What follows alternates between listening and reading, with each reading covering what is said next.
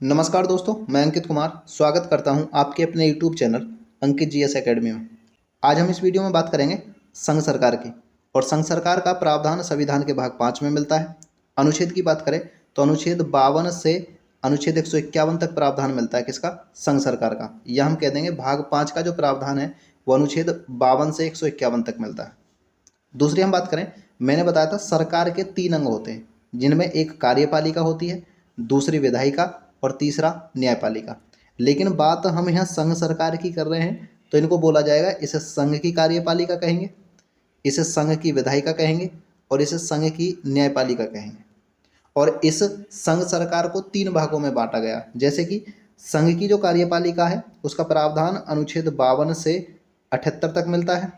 संघ की विधायिका का प्रावधान अनुच्छेद 79 से 122 तक मिलता है और संघ की न्यायपालिका का प्रावधान अनुच्छेद 124 से 147 तक मिलता है। दूसरा क्वेश्चन यहाँ से बनेगा कि संघ की जो कार्यपालिका है इसमें किस किस को शामिल किया जाता है?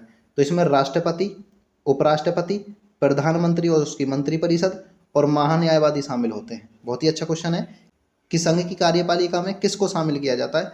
तो राष्ट्रपति, उपराष्ट्रपति, प्रधानमंत्री और उसकी मंत्रिपरिषद और महान्यायवादी को शामिल किया जाता है। दूसरा क्वेश्चन है कि संघ की विधायिका किसे कहते हैं? तो संसद या पार्लियामेंट को कहते हैं।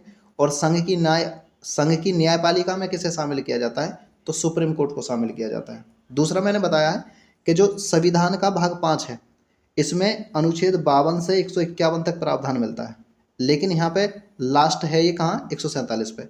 इसके बाद अनुच्छेद 148 से अनुच्छेद 151 तक प्रावधान मिलता है किसका? कैग का।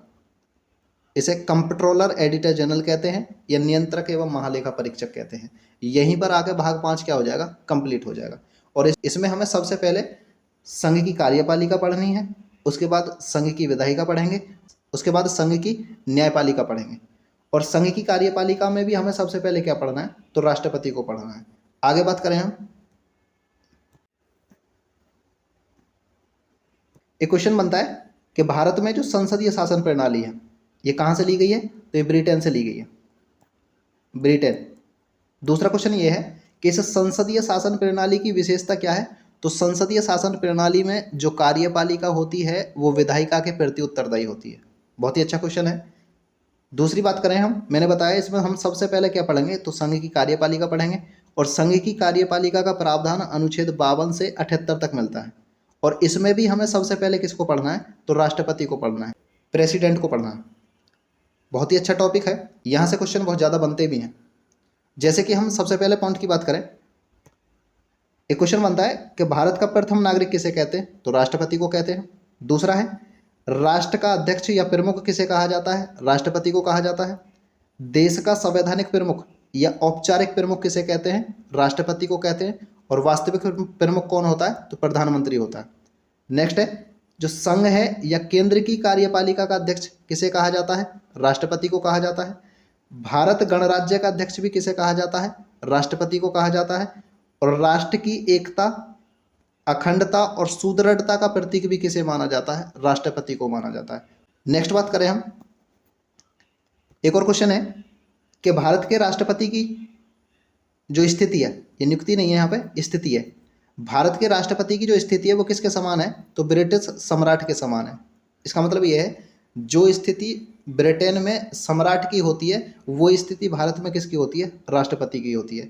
ब्रिटेन का जो सम्राट या राजा होता है वो भी नाम मात्र का प्रमुख होता है और भारत में राष्ट्रपति जो होता है वो भी नाम मात्र का प्रमुख होता है। भारत में जो वास्तविक सत्ता होती है वो भी प्रधानमंत्री का हाथ में होती है और ब्रिटेन की जो वास्तविक सत्ता ये भी किसके हाथ में होती है? प्रधानमंत्री के हाथ में होती है। दूसरी बात करें, भारत में राष्ट्रपति नाम मात्र की कार्यपालिका है, मैंने अभी बताया, लेकिन वास्तविक कार्यपालिका कौन है भारत में? तो प्रधानमंत्री और उसकी मंत्रिपरिषद है। बहुत ही अच्छा क्वेश्चन है कि भारत में नाम मात्र की कार्यपालिका किसे कहते हैं? तो राष्ट्रपति को कहते हैं। लेकिन वास्तविक कार्यपालिका किसे कहते हैं? तो प्रधानमंत्री और उसकी मंत्रिपरिषद को कहते हैं।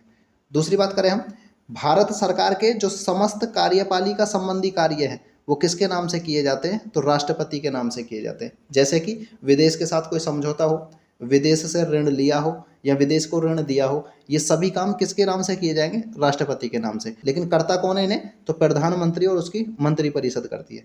दूसरी बात करें हम, कुछ राष्ट्रपति से संबंधित अनुच्छेद हैं जो यहाँ से क्वेश्चन बनते भी हैं। सबसे पहला अनुच्छेद है अनुच्छेद 52, इसमें लिखा है राष्ट्रपति के पद का प्रावधान है। इसका मतलब यह है कि राष्ट्रपति के पद का प्रावधान किस अनुच्छेद में मिलता है, तो अनुच्छेद 52 में मिलता है। अनुच्छेद 52 कहता है भारत के लिए एक राष्ट्रपति होगा।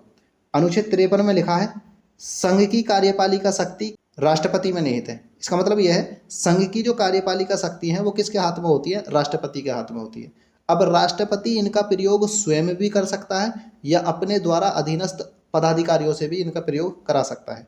अनुच्छेद 54 की बात करें, अनुच्छेद 54 में लिखा है राष्ट्रपति का निर्वाचन मंडल। बहुत ही अच्छा क्वेश्चन है कि राष्ट्रपति का निर्वाचन मंडल किस अनुच्छेद में है, तो अनुच्छेद 54 में है। निर्वाचन मंडल का मतलब है कि राष्ट्रपति को जो निर्वाचित किया जाता है उसके निर्वाचन में कौन कौन सदस्य भाग लेते हैं। मैंने दो पार्टों में बांटा है इसे, जैसे कि शामिल होने वाले सदस्य, इसका मतलब यह है राष्ट्रपति के निर्वाचन में शामिल होने वाले सदस्य, और दूसरा है शामिल न होने वाले सदस्य।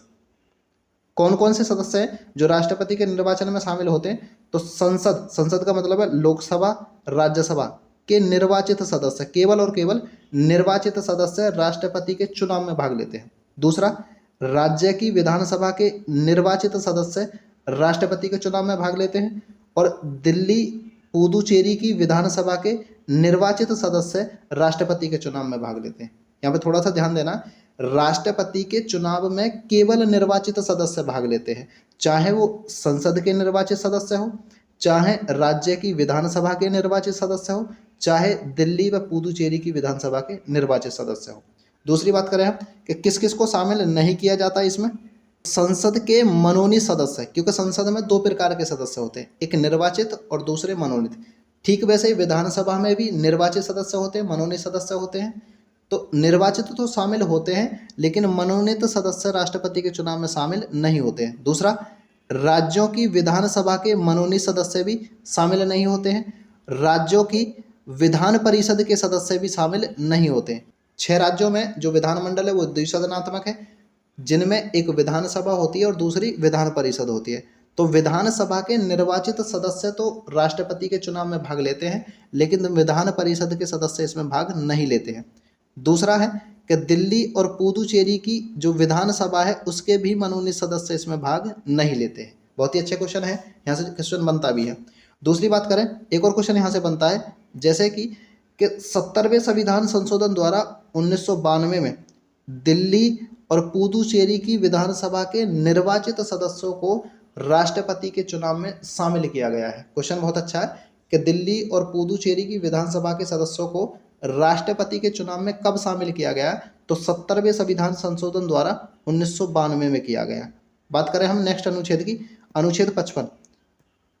अनुच्छेद 55 में लिखा है राष्ट्रपति के निर्वाचन की रीति क्या है इसकी, तो राष्ट्रपति का जो चुनाव है वो आनुपातिक प्रतिनिधित्व पद्धति के अनुसार एकल संक्रमणीय मत प्रणाली द्वारा चुनाव कैसे होता है, गुप्त रूप से होता है। गुप्त रूप का मतलब है जो वोट है वो छिपा कर डाली जाती है, और आनुपातिक प्रतिनिधित्व पद्धति का मतलब होता है कि जितने भी उम्मीदवार हैं राष्ट्रपति पद के लिए, जितने भी उम्मीदवार हैं उनको सभी को वोट करनी होती है, लेकिन वहाँ पे क्रम क्या होता है, वरीयता क्रम में वोट की जाती है, मतलब प्रायोरिटी दी जाती है वहाँ पर।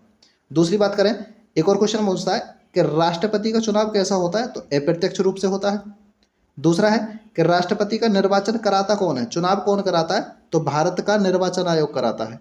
नेक्स्ट बात करें कि राष्ट्रपति बनने के लिए जो न्यूनतम कोटा है वो कितना होना चाहिए, जो वैध मत है उनका 50% प्लस 1 वोट होनी चाहिए। इसका मतलब ये है यदि राष्ट्रपति के चुनाव में कुल 4000 वैध मत है तो राष्ट्रपति बनने के लिए कितनी वोट चाहिए उसको, तो 50% का मतलब है 2000 और प्लस 1 वोट, इसका मतलब है 2001 वोट जो भी कैंडिडेट प्राप्त कर लेगा वो क्या बन जाएगा, राष्ट्रपति बन जाएगा। या ऐसा नहीं है कि 4 कैंडिडेट हैं तो चारों कैंडिडेट में से जिसको सबसे ज़्यादा मिल जाएंगी वो राष्ट्रपति बनेगा, नहीं, यहाँ पर न्यूनतम कोटा प्राप्त करना होता है, और न्यूनतम कोटा जो कितना होता है वो वैध मतों का 50% प्लस 1 होता है। राष्ट्रपति चुनाव संबंधी विवादों का निपटारा कौन करता है, सुप्रीम कोर्ट करता है। और किस अनुच्छेद के तहत, तो अनुच्छेद 71 के तहत। अनुच्छेद 71 में लिखा है कि राष्ट्रपति और उपराष्ट्रपति चुनाव से संबंधित विवादों का निपटारा कौन करेगा, सुप्रीम कोर्ट करेगा। नेक्स्ट बात करें हम अनुच्छेद 56, इसमें लिखा है राष्ट्रपति का कार्यकाल। राष्ट्रपति का जो सामान्य कार्यकाल होता है वो कितना होता है, 5 वर्ष होता है। दूसरा क्वेश्चन है राष्ट्रपति अपना त्यागपत्र किसको देता है? तो उपराष्ट्रपति को देता है। इसका मतलब ये है कि राष्ट्रपति कार्यकाल पूर्ण होने से पहले भी अपना त्यागपत्र दे सकता है। और किसको देता है? तो उपराष्ट्रपति को देता है। दोनों, राष्ट्रपति उपराष्ट्रपति को अपना त्यागपत्र देता है और उपराष्ट्रपति राष्ट्रपति को अपना त्यागपत्र देता है। दूसरा क्वेश्चन ये है कि राष्ट्रपति का जो पद है वो अधिकतम कितने समय तक खाली रह सकता है? तो वो 6 माह तक। 6 माह के अंदर हमें उपचुनाव करके राष्ट्रपति को लाना पड़ेगा। दूसरी बात यहाँ पे ये है कि जो उपचुनाव के बाद नया राष्ट्रपति आता है वो पूर्ण कार्यकाल के लिए आएगा। पूर्ण का मतलब है पूरे 5 वर्ष के लिए राष्ट्रपति बनेगा, शेष समय के लिए राष्ट्रपति नहीं बनता है। जबकि अमेरिका के जो राष्ट्रपति का कार्यकाल होता है वो 4 वर्ष होता है। और यदि बीच में राष्ट्रपति का पद खाली हो जाता है तो जो नया राष्ट्रपति आता है वो शेष कार्यकाल के लिए बनता है। ये अमेरिका की बात है। लेकिन भारत में जो नया राष्ट्रपति बनता है वो पूरे 5 साल के लिए बनता है। दूसरी हम बात करें अनुच्छेद 57। अनुच्छेद 57 में पुनर्निर्वाचन के लिए पात्रता का प्रावधान है। पुनर्निर्वाचन का मतलब है दोबारा से निर्वाचित होना। और एक क्वेश्चन यहाँ से बनता है, भारत में एक व्यक्ति कितनी भी बार राष्ट्रपति बन सकता है? दूसरी बात करें अमेरिका में क्या प्रावधान है? तो अमेरिका में जो राष्ट्रपति होता है वो केवल 2 बार राष्ट्रपति बन सकता है। इसका मतलब है 2 बार से अधिक राष्ट्रपति नहीं बन सकता है। लेकिन भारत में कितनी भी बार राष्ट्रपति बनाया जा सकता है एक व्यक्ति को। अनुच्छेद 58। अनुच्छेद 58 में लिखा है राष्ट्रपति पद के लिए योग्यता है। इसका मतलब ये है राष्ट्रपति बनने के लिए कौन कौन सी योग्यता होनी चाहिए। सबसे पहला, भारत का नागरिक हो। क्या जन्म से भारत का नागरिक हो? तो ऐसा जरूरी नहीं है, लेकिन जिस समय राष्ट्रपति के चुनाव में शामिल होगा उस समय पर भारत का नागरिक होना चाहिए। दूसरा, उसकी न्यूनतम आयु कितनी हो? तो 35 वर्ष हो। बहुत ही अच्छा क्वेश्चन यहाँ से बनता है। तीसरी योग्यता है उसकी कि लोकसभा का सदस्य बनने की योग्यता रखता हो। इसका मतलब ये है कि लोकसभा का सदस्य ना हो लेकिन लोकसभा के सदस्य बनने की योग्यता रखता हो। और चौथी योग्यता क्या है इसकी कि किसी भी लाभ के पद पर न हो। अब ये लाभ का पद क्या है? तो लाभ के पद को संविधान में कहीं भी परिभाषित नहीं किया गया, लेकिन कुछ प्रावधान है इसके संबंध में, जैसे राष्ट्रपति, उपराष्ट्रपति, राज्यपाल, संघ का मतलब है केंद्र, और राज्य की जो मंत्री परिषद के सदस्य हैं ये सभी लाभ के पद पर नहीं आते हैं। इसका मतलब ये है राष्ट्रपति, उपराष्ट्रपति, राज्यपाल, संघ और राज्य के मंत्री परिषद के जो भी सदस्य हैं ये लाभ के पद पर नहीं आते हैं। दूसरी हम बात करें कि जो राष्ट्रपति का उम्मीदवार होता है, राष्ट्रपति पद के लिए जो उम्मीदवार होता है उसके साथ में 50 प्रस्तावक होने चाहिए और 50 ही क्या होने चाहिए? अनुमोदक। प्रस्तावक का मतलब है 50 लोग उसके नाम का प्रस्ताव पेश करेंगे और 50 ही क्या होने चाहिए? उसके साथ में अनुमोदक होने चाहिए। ये 100 लोग उसके साथ में होने चाहिए और ये 100 लोग उसके निर्वाचन मंडल में शामिल होते हैं। दूसरी बात करें हम, राष्ट्रपति की जमानत राशि कितनी होती है? तो 15,000 रुपये होती है। और ये कहाँ जमा करानी होती है? तो RBI में जमा करानी होती है। दूसरा क्वेश्चन यहाँ से बनता है कि राष्ट्रपति को जमानत राशि बचाने के लिए कितने मत लाना आवश्यक होता है? तो जो वैध मत होती हैं उनका 1/6 मत लाना आवश्यक होता है। यदि कोई व्यक्ति या कोई उम्मीदवार वैध मतों का 1/6 प्राप्त नहीं करता है तो उसकी जमानत राशि क्या हो जाएगी? समाप्त हो जाएगी। नेक्स्ट बात करें हम, अनुच्छेद 59 में राष्ट्रपति पद के लिए शर्तें दी गई हैं। शर्तों का मतलब ये है कि राष्ट्रपति संसद या राज्य की विधानमंडल के किसी भी सदन का सदस्य ना हो। इसका मतलब ये है, संसद का मतलब ये है कि ना ही तो वो लोकसभा का सदस्य हो और ना ही राज्यसभा का। और राज्य विधानमंडल का मतलब ये है न तो विधानसभा का सदस्य हो और न ही विधान परिषद का सदस्य हो। इसका मतलब ये है यदि संसद या राज्य के विधानमंडल का सदस्य है तो जिस समय राष्ट्रपति का चुनाव लड़ने जाएगा वो संसद या विधानमंडल की सदस्यता छोड़नी पड़ेगी। नेक्स्ट बात करें अनुच्छेद 60। अनुच्छेद 60 में राष्ट्रपति की शपथ का प्रावधान है। बहुत ही इंपॉर्टेंट क्वेश्चन है कि राष्ट्रपति किस अनुच्छेद के तहत शपथ लेता है? तो अनुच्छेद 60 के तहत शपथ लेता है। दूसरा क्वेश्चन बनता है यहाँ से कि राष्ट्रपति को शपथ दिलाता कौन है? तो सुप्रीम कोर्ट के मुख्य न्यायाधीश, जिन्हें हम CJI भी कह सकते हैं, चीफ जस्टिस ऑफ इंडिया या भारत का मुख्य न्यायाधीश राष्ट्रपति को शपथ दिलाता है। यदि मुख्य न्यायाधीश अनुपस्थित हो उस समय पर तो सुप्रीम कोर्ट के वरिष्ठतम न्यायाधीश शपथ दिलाते हैं। दोनों क्वेश्चन बढ़िया है। राष्ट्रपति को शपथ किस अनुच्छेद के तहत दिलाई जाती है? तो 60 के तहत दिलाई जाती है। और राष्ट्रपति को शपथ दिलाता कौन है? तो सुप्रीम कोर्ट का मुख्य न्यायाधीश या भारत का मुख्य न्यायाधीश दिलाता है। दूसरा, यहाँ से एक और क्वेश्चन यहाँ से बनता है, जैसे एक क्वेश्चन पूछता है कि राष्ट्रपति परंपरागत आधार पर 25 जुलाई को शपथ ग्रहण करते हैं। परंपरागत का मतलब यह है कि संविधान में कहीं भी लिखा हुआ नहीं है कि राष्ट्रपति 25 जुलाई को शपथ ग्रहण करते हैं। बस एक परंपरा चली आ रही है। नीलम संजीव रेड्डी के बाद जितने भी राष्ट्रपति हुए उन्होंने सभी ने कब शपथ ग्रहण किए, तो 25 जुलाई को शपथ ग्रहण किए। नेक्स्ट बात करें हम अनुच्छेद 61 की।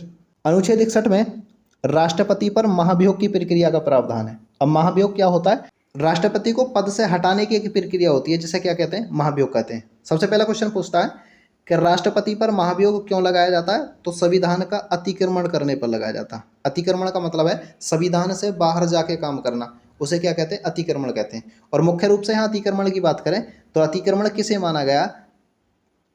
राष्ट्रपति यदि प्रधानमंत्री की बात नहीं मानता है तो उसे क्या माना जाता है? अतिक्रमण माना जाता है। क्योंकि अनुच्छेद 74 में लिखा है कि राष्ट्रपति को सहायता एवं सलाह देने के लिए एक मंत्री परिषद होगी, जिसका प्रमुख कौन होगा? प्रधानमंत्री होगा। दूसरी बात करें हम कि जो महाभियोग का प्रस्ताव है उसे संसद के किसी भी सदन में रखा जा सकता है। इसका मतलब यह है चाहे तो उसे लोकसभा में ला सकते हैं पहले, और चाहे उसे राज्यसभा में ला सकते हैं। दूसरा क्वेश्चन यहाँ से बनता है कि महाभियोग की जो सूचना है राष्ट्रपति को कितने दिन पहले देनी होगी? तो 14 दिन पहले देनी होती है। दूसरी बात करें हम महाभियोग की प्रक्रिया में संसद के सभी सदस्य भाग लेते हैं। इसका मतलब यह है, मैंने बताया था राष्ट्रपति के निर्वाचन में संसद के निर्वाचित सदस्य भाग लेते हैं, लेकिन राष्ट्रपति के महाभियोग की प्रक्रिया में संसद के सभी सदस्य भाग लेते हैं। संसद के सभी सदस्यों का मतलब है लोकसभा और राज्यसभा के निर्वाचित और मनोनीत सदस्य भाग लेते हैं। अभी तक किसी भी राष्ट्रपति को भारत में महाभियोग प्रक्रिया के द्वारा नहीं हटाया गया है। दूसरा क्वेश्चन यहाँ से बनता है कि महाभियोग प्रक्रिया के दौरान राष्ट्रपति को सभी शक्ति क्या होती है? प्राप्त होती हैं। और दूसरा नेक्स्ट क्वेश्चन यहाँ से बनेगा महाभियोग प्रक्रिया कैसी प्रक्रिया है? तो एक अर्ध न्यायिक प्रक्रिया है। तो मैंने बताया कि महाभियोग का जो प्रस्ताव है वो संसद के किसी भी सदन में रखा जा सकता है। चाहे तो उसे पहले लोकसभा में रख सकते हैं और चाहे राज्यसभा में रख सकते हैं। हमने माना कि पहले जो प्रस्ताव है वो लोकसभा में आया, लोकसभा से उस प्रस्ताव को साधारण बहुमत से पारित कराया जाएगा, और पारित कराने के बाद में प्रस्ताव अगले सदन में जाएगा, मतलब राज्यसभा में जाएगा। राज्यसभा में प्रस्ताव को जाने के बाद राष्ट्रपति पर लगे आरोपों की जांच की जाएगी, और जांच सही पाए जाने के बाद में उस प्रस्ताव को राज्यसभा से 2/3 सदस्यों से क्या किया जाएगा? पारित किया जाएगा। यदि प्रस्ताव राज्यसभा से 2/3 सदस्यों से पारित हो जाता है तो यही राष्ट्रपति का पद क्या हो जाएगा? समाप्त हो जाएगा। और मैंने बताया ये एक कैसी प्रक्रिया है? तो एक अर्ध न्यायिक प्रक्रिया है। इस वीडियो में इतना ही है। जो राष्ट्रपति के अनुच्छेद हैं वो लगभग हमने कंप्लीट कर लिए हैं, है ना। नेक्स्ट वीडियो में हम राष्ट्रपति की शक्तियाँ पढ़ेंगे, और इसकी क्लास की जो PDF है वो टेलीग्राम चैनल पर आपको मिल जाएगी।